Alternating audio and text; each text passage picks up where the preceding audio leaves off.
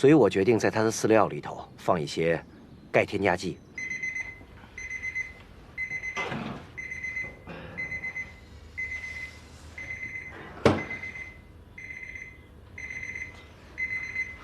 闪闪他最近吧，这大便也不好，总是拉稀。那可能是跟他的饲料有关系。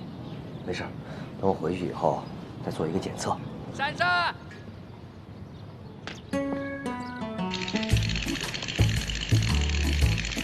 哎，闪闪，给你做了你爱吃的饼干。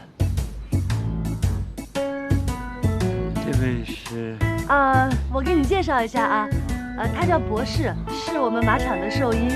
这位是，我是那个帅明亮，然后呢是闪闪的男朋友。那个什么，冬眠找来的，在会所里面当大厨呢。闪闪，吃块饼干，好吃吗？好吃就好，以后天天给你烤。来来，再吃一块，再吃。我可不想变成一个胖子。博士，你尝一块，怎么样？味道还真不错。不是闪闪，你这样是不是有点不太好啊？咱俩毕竟已经开始正式走婚了，你和别人这样暧昧，觉得有点不合适。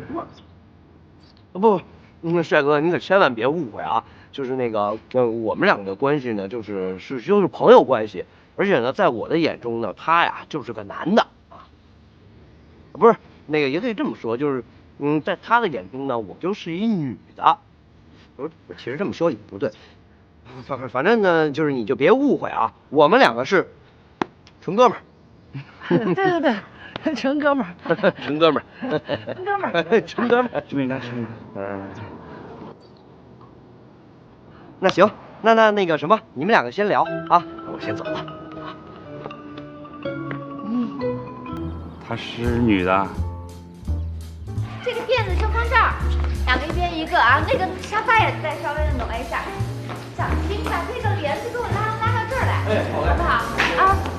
开开窗户，这能行啊？